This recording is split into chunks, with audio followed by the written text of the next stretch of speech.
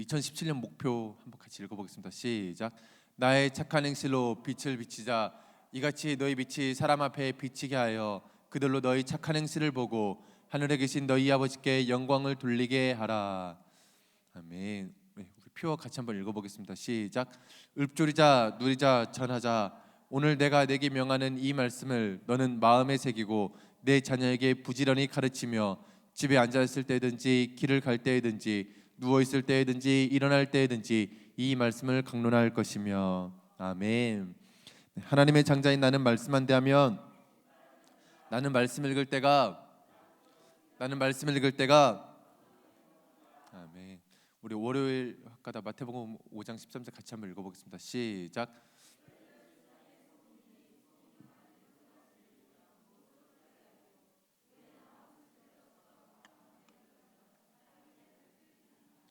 네, 5장 14절 읽어보겠습니다. 시작. 너희는 세상의 빛이라. 산 위에 있는 동네가. 아멘. 우리 오늘의 학가다입니다. 요한복음 8장 12절 말씀입니다. 시작. 예수께서 또 말씀하여 이르시되 나를 따르는 자는 어둠에 다니지 아니하고 생명의 빛을 얻으리라. 아멘. 우리 5번을 같이 한번 해보겠습니다. 시작. 예수께서 또 말씀하여 이르시되 나는 세상의 빛이니 나를 따르는 자는 어둠에 다니지 아니하고 생명의 빛을 얻으리라. 예수께서 또 말씀하여 이르시되 나는 세상의 빛이니 나를 따르는 자는 어둠에 다니지 아니하고 생명의 빛을 얻으리라. 예수께서 또 말씀하여 이르시되 나는 세상의 빛이니 나를 따르는 자는 어둠에 다니지 아니하고 생명의 빛을 얻으리라. 예수께서 또 말씀하여 이르시되 나는 세상의 빛이니 나를 따르는 자는 어둠에 다니지 아니하고 생명의 빛을 얻으리라. 예수께서 또 말씀하여 이르시되 나는 세상의 빛이니 나를 따르는 자는 어둠에 다니지 아니하고 생명의 빛을 얻으리라. 아멘. 네, 오늘 예수님께서는 또 예수님 자신을 소개하시면서 이렇게 말씀하십니다. 나는 세상의 빛이니 하고 말씀하셨습니다. 세상의 빛이라는 것은 우리가 예수 그리스도를 믿든 믿지 않든 모두에게나 다 주어지는 혜택인 것이죠. 누구든지 이 혜택을 다 받을 수 있습니다. 그런데 예수님께서는 오늘 뭐라고 말씀하셨냐면 나는 세상의 빛이야. 그러니까 너희들이 모두가 다 그것을 누려라고 말씀하시지 않았습니다. 나는 누구에게나 모든 만물에게 모든 인류에게 다 빛이 되는 그 세상의 빛입니다. 하지만 누구에게 그 혜택이 주어지냐면은 나를 따르는 자는 하고 말씀하셨죠. 오늘 예수님을 따르는 자들에게는 몇 가지 특별한 특징이 있습니다. 먼저는 예수님을 따르는 자는 어둠에 다니지 않는다는 것입니다. 우리 사도행전 20장 24절 말씀을 같이 한번 읽어보겠습니다. 시작. 내가 달려갈 길과 곧 하나님의 은혜의 복음을 증언하는 일을 마치려 하면은 나의 생명조차 조금도 귀한 것으로 여기지 아니하노라. 아멘. 예수 그리스도를 믿는 사람들은 그 앞길에 그 인생의 앞길에 어둠이 없다는 것입니다. 그런데 오늘 사도 바울이 이제 고별 설교를 하면서 이렇게 이야기를 합니다.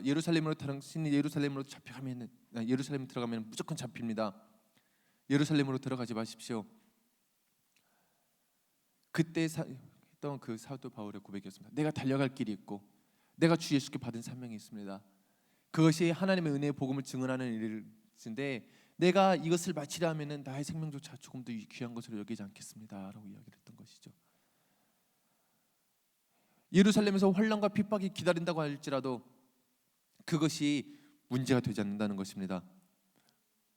오늘 성경에서 말하는 나는 세상의 빛이니 나를 따르는 자는 어둠에 다니지 아니하고 하고 이야기를 했습니다. 어둠이 다니지 않는다는 것은 여기서 어둠이라는 것은 나의 삶 속에서 우리가 생각하는 어둠, 뭐 환난, 핍박, 뭐 역경 이러한 것들이 없다는 것을 말하는 것이 아니죠. 그것은 우리가 살아가면서 누구든지 다 가져갈 수밖에 없는 필수 조건입니다. 누구든지 다 환난이 있고요. 누구든지 다 어려움이 있고 누구든지 다 근심과 걱정과 고민이 다 따르기 마련이죠. 그런데 오늘 어둠에 다니지 아니하고 하고 말했던 이 말씀은 나의 앞길에 걱정이 없다는 것입니다.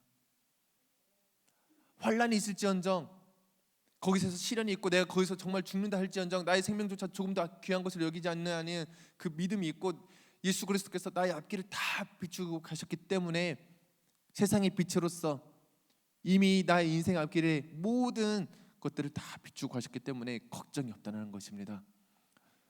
다른 사람들은 미래에 불안하면서 살아가죠. 내가 미래에 어떻게 해서 살아야 될까?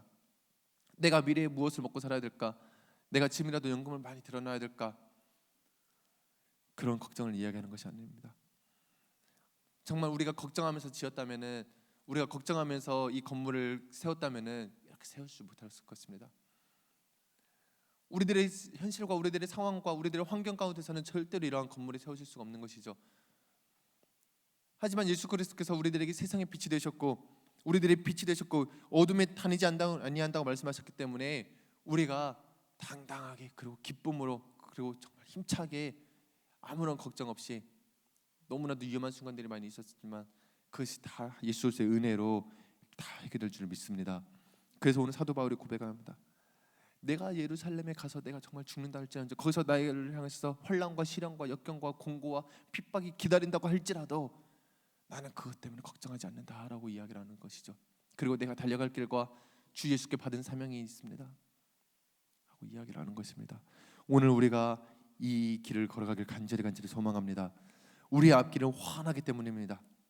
비록 내가 가는 이 길 앞에는 당연히 환난과 시련, 고난, 역경이 있죠. 그런데 사도 바울이 얘기했던 것처럼 그것이 나의 인생의 끝이 아니다라고 이야기를 하였습니다. 내가 마치는 것은 나의 인생을 마치는 것이 아니라 내가 마치려고 하는 것은 나의 사명, 내가 당연히 달려가야 되는 그 길을 바로 은혜의 복음을 증언하는 그 일, 이것을 마치는 것이, 이것이 결과요, 이것이 나의 목표요, 이것이 나의 표대요, 이것이 나의 면류관이다. 그렇기 때문에 다른 모든 것들은 문제가 되지 않았던 것입니다. 다 과정이라는 믿음이 있었습니다. 지금 당장은 내가 매를 맞더라도 그것이 과정이라는 것을 알고 있었죠. 지금 당장 나한테 환난과 시련과 역경이 있다 할지라도 그것이 문제가 되지 않고 그것이 과정이라는 믿음이 있었기 때문입니다.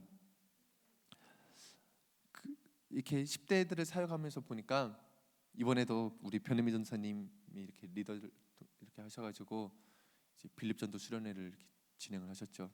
그런데 우리 10대들에게 참 중요한, 그리고 이번 수련회를 통해서도 다시 보았던 것 중에 하나가 문제를 보지 않는 시각이 굉장히 큰 믿음이고, 문제를 보지 않는 시각이 10대들에게 더 큰 비전을 줄 수 있다는 것을 또 보게 되었습니다. 문제가 있죠. 2박 3일 동안 100명이 넘는 사람들이, 근 200명이 되는 사람들이 이곳에서 먹고 자고 이렇게 프로그램을 진행하는 데 있어서 어떻게 문제가 없을 수가 있겠습니까? 그런데 그것을 문제로 보지 않는 것이죠. 그것을 하나의 과정으로 보는 것입니다.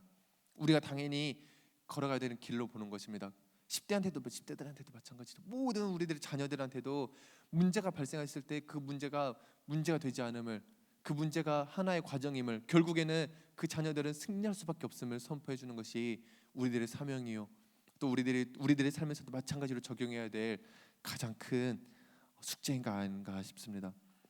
오늘 우리들의 삶과, 그리고 우리들의 가정에서, 그리고 우리들의 자녀들에게, 그리고 우리들의 집에서, 우리들의 직장에서 문제가 발생한다 할지라도 그것을 문제로 여기지 않기를 간절히 소망합니다. 예수님께서는 그 모든 것을 통하셔서, 모든 것을 다 통하셔서 선한 것으로 역사하시기 때문입니다. 이렇게 말하면 사실 그 크리스천들의 가장 큰 문제점 중 하나라고 사람들이 생각을 하죠. 도대체 그 은혜가 무엇이기에 그걸로 가지고 은혜라고 하느냐, 우리가 봤을 때는 문제점이고, 우리가 봤을 때는 고쳐야 될 점이고, 우리가 봤을 때는 컴플레인을 해야 되는 것들인데 왜 그걸 가지고 은혜라고 하느냐, 너무 얼렁뚱땅 살아가지 않느냐라고 이야기도 합니다.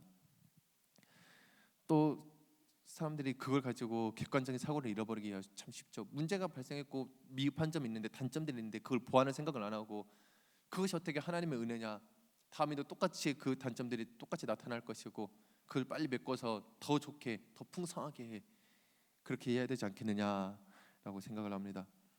그런데 우리가 크리스천들이 얼렁뚱땅해서가 아니라, 그리고 뭐 크리스천들이 무모해서가 아니라, 그 부족한 것을 통해서라도, 그 단점들을 통해서라도 선한 것으로 바꾸시는 예수 그리스도를 믿기 때문인 것입니다. 그것이 우리들에게 능력이 됩니다. 예수님께서 말씀하신 것처럼 예수님이 빛이 되셨으니 어둠에 다니지 아니하는 우리들이 당연히 실패할 수가 없는 우리들이 단점, 이 조그만한 그 꼬투리, 이것들이 전혀 문제가 되지 않는 것이죠.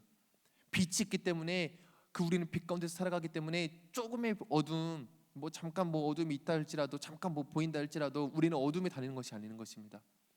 우리들이 봤을 때는 단점이고, 우리들이 봤을 때는 부족한 것이고, 우리들이 봤을 때는 고쳐야 하고 개선해야 될 상황이지만, 예수님께서는 우리들을 향해서 그 단점까지도 해두셨고, 그 단점까지도 다 예배해 두셨기 때문입니다. 왜냐하면 우리는 예수님이 갔던 그 길을 따라가기 때문이죠. 오늘 예수님께서 말씀하시기를 나는 세상의 빛이니 누구든지라고 말씀하시지 않았고, 나를 따르는 자는 하고 말씀하셨습니다. 우리는 예수님이 따랐던 그 길을 따라갑니다. 예수님이 따라갔던 그 길을 따라가면은 많은 사람들이 봤을 때 예수님은 너무나도 실패한 사람이었죠. 단점 투성이었죠. 왜냐하면 십자가를 지고 갔기 때문입니다. 십자가를 지고 갔다는 것 자체가 너무나도 인생의 큰 실패같이 느껴지고, 십자가를 지고 갔다는 것 자체가 그것보다 더 큰 단점이 어디에 있겠습니까? 그것보다 더 큰 죄인의 낙오가 어디에 있겠습니까? 그런데도 예수님께서는 나를 따르는 자는 어둠에 다니지 아니하고 라고 말씀하셨던 것입니다. 오늘 우리가 단점을 보는 것이 아니라, 문제점을 보는 것이 아니라 예수 그리스도를 따르는 자이기 때문에 그 문제점을 고치라고 말하는 것이 아니라 예수 그리스도를 따르는 사람이 되라고 말씀할 수 있는 축복의 입술을 가지길 또 소망합니다. 두 번째는 어둠에 다니지 아니하고, 첫 번째는 어둠에 다니지 아니한다고 말씀하셨고, 두 번째는 생명의 빛을 얻으리라라고 말씀하셨습니다. 예수님께서는 세상의 빛이 되셨습니다. 그래서 누구든지, 정말 누구든지 모든 사람들이 이 빛을 받을 수 있었던 것이죠. 그런데 예수님을 따르는 자만이, 예수 그리스도의 그 발자취를 따라가는 자만이 생명의 빛을 얻을 수가 있는 것입니다. 우리 잠언 1장 11절입니다. 같이 한번 읽어보겠습니다. 시작.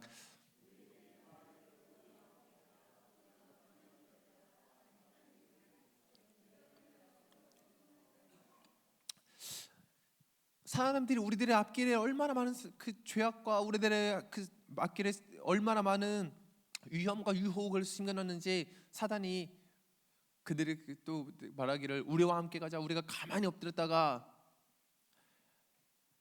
그 사람의 피를 흘리자. 죄 없는 자 예수 그리스도, 그리고 우리 크리스천들, 이 자들을 까닭없이 그냥 아무 이유 없이 우리가 숨어서 기다리다가 그들을 서울같이 산채로 삼키고, 그들을 올무에 내려가는 자같이 도로 삼키자라고 이야기를 했죠.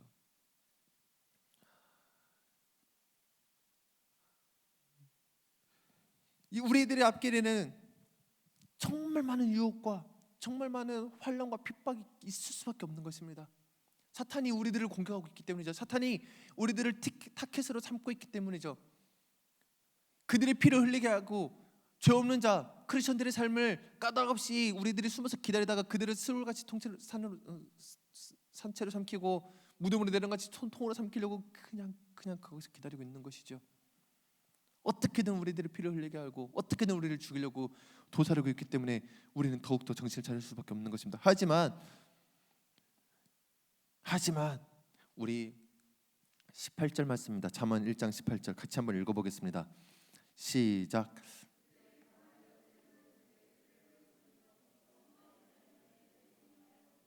그들이 우리를 집어삼키고 우리들의 피를 흘리고 우리들을 어떻게든 그 무덤으로 내려가게 하려고 숨어서 기다렸는데, 그들이 가만히 엎드리면 그들이 자기의 피를 흘릴 뿐이죠. 우리들의 피를 흘리는 것이 아닙니다.